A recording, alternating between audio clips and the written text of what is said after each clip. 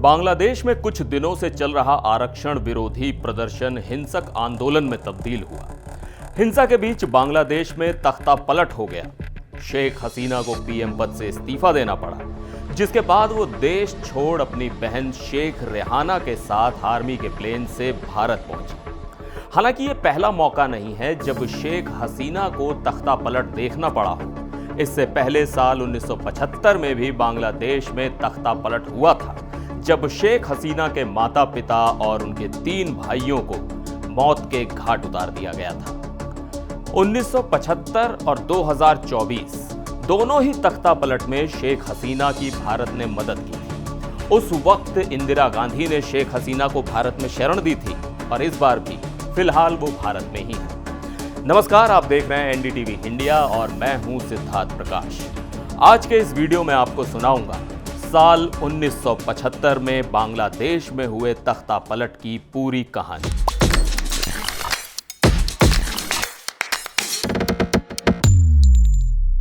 बात शुरू करते हैं 1971 से। दिसंबर 1971 में पाकिस्तान ने भारत पर हमला कर दिया था। जबरदस्त युद्ध हुआ और 13 दिन में भारत ने पाकिस्तान के छक्के छुड़ा दिए थे, जिसके बाद ईस्ट पाकिस्तान बांग्लादेश बन गया। 1972 में बांग्लादेश का संविधान बना और 1973 में वहां आम चुनाव हुए। आम चुनाव में अवामी लीग को भारी बहुमत मिला। चुनाव में मिली जीत के बाद शेख मुजीबुर रहमान बांग्लादेश के प्रधानमंत्री बने। मुजीबुर रहमान को बांग्लादेश का राष्ट्रपिता भी कहा जाता है। प्रधानमंत्री बनने के बाद मुजीबुर रहीम की राह आसान नहीं थी। देश में भ्रष्टाचार बढ़ने लगा और भाई भतीजावाद को शह मिलने लगी। उन्हीं के देश में उनके खिलाफ साजिश रची जा रही थी। उनके सामने नई मुश्किलें पैदा होने लगी। सेना भी उस वक्त दो फाड़ हो गई थी। बांग्लादेशी सेना का एक हिस्सा सरकार से बहुत नाराज था। साल 1975 में शेख मुजीबुर रहमान ने संविधान में बदलाव कर खुद को 5 साल के लिए राष्ट्रपति घोषित कर दिया। उनके खिलाफ उनके ही देश में चल रहे षड्यंत्र को लेकर भारतीय खुफिया एजेंसी रॉ ने उन्हें आगाह भी किया था, लेकिन वो माने नहीं। वो विदेशी षड्यंत्र की बात कर रहे थे, लेकिन देश के भीतर चल रहे षड्यंत्र को वो देख नहीं पाए। ढाका कैंट में सेना के कुछ अफसर शेख मुजीबुर रहमान को हटाकर इस्लामी सरकार बनाने की प्लानिंग कर रहे थे। 15 अगस्त 1975 की सुबह जब भारत में स्वतंत्रता दिवस मनाने की तैयारी चल रही थी, तभी पड़ोसी मुल्क बांग्लादेश से एक दुखद खबर मिली। 15 अगस्त की सुबह ढाका के राष्ट्रपति आवास पर शेख मुजीबुर रहमान और उनके परिवार के लोग सो रहे थे। बांग्लादेश की सेना के कुछ बागी अफसर हथियारबंद दस्ते, खतरनाक हथियार और टैंकों के साथ राष्ट्रपति आवास पहुंचे और हमला बोल दिया। गोलियों की आवाज सुनते ही मुजीबुर रहमान ने सेनाध्यक्ष जनरल शफीउल्लाह को फोन मिलाया और सैनिकों को वापस जाने का आदेश देने को कहा। जनरल शफीउल्लाह ने कहा कि क्या आप अपने घर से निकलकर बाहर आ सकते हैं। गोलियों की आवाज सुनकर मुजीबुर रहमान नीचे उतर ही रहे थे कि घर के भीतर उन्हें सैनिक दिखाई दिए। उन्होंने चिल्लाकर कहा कि तुम क्या चाहते हो। इतने में उन पर गोलियों की बौछार हो गई। पूरा राष्ट्रपति भवन गोलियों की तड़तड़ाहट से गूंज उठा। सैनिकों में से एक ने शेख मुजीबुर रहीम को गोलियों से भून डाला था। मुजीब मुंह के बल गिरे और नीचे तक गिरते चले गए। इसके बाद बागी सैनिकों ने मौत का तांडव शुरू कर दिया। मुजीबुर रहमान की पत्नी, उनके 3 बेटों और 2 बहुओं की बारी बारी से हत्या कर दी। उन्हें इतनी बेरहमी से मारा गया था कि मारने के बाद उन्हें किसी के कंधे पर नहीं बल्कि घसीटते हुए घर से बाहर लाया गया और इंतजार करते हुए ट्रक में फेंक दिया गया।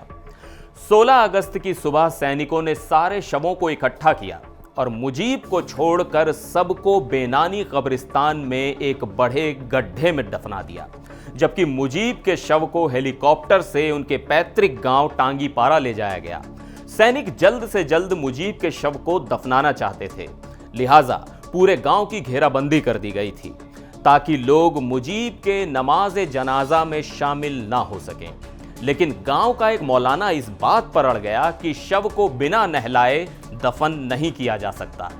सैयद बदरुल एहसन अपनी किताब from a rebel to founding father में लिखते हैं कि गांव में नहलाने के लिए कोई साबुन उपलब्ध नहीं था, अंततः उन्हें कपड़ा धोने वाले खुरदुरे साबुन से नहलाया गया और उनके पिता की कब्र के बगल में दफना दिया गया।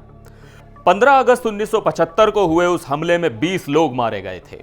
अचानक हुए उस हमले में मुजीबुर रहमान के परिवार का कोई पुरुष सदस्य जिंदा नहीं बचा था, लेकिन संयोग कहिए कि उनकी 2 बेटियां इस हमले में बच गई, क्योंकि हमले के वक्त शेख हसीना अपनी बहन शेख रेहाना, पति डॉक्टर वाजिद और बच्चों के साथ यूरोप ट्रिप पर थी। जिस दिन तख्ता पलट हुआ उस दिन ये सभी जर्मनी में थे, इसलिए इनकी जान बच गई। लेकिन इसके बाद शेख हसीना, उनके पति डॉक्टर वाजिद और उनकी बहन रेहाना के सामने ये सवाल उठ रहा था कि वो अब कहां जाएं। तभी हुमायूं रशीद चौधरी ने कहा वो भारत की प्रधानमंत्री इंदिरा गांधी से शेख हसीना को शरण देने के लिए कहेंगे।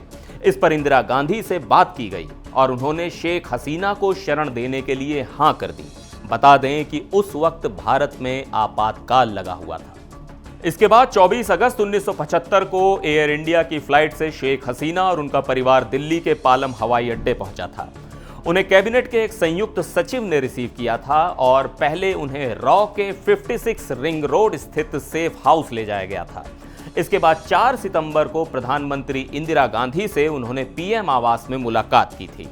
इस मुलाकात के कुछ दिन बाद शेख हसीना को इंडिया गेट के नजदीक पंडारा पार्क के सी ब्लॉक में एक फ्लैट आवंटित किया गया था और उनसे कहा गया था कि वो बाहरी लोगों से ज्यादा ना मिले जुलें और घर से कम बाहर निकलें। इसके बाद 1 अक्टूबर 1975 को शेख हसीना के पति डॉक्टर वाजिद को परमाणु ऊर्जा विभाग में फेलोशिप भी दी गई थी।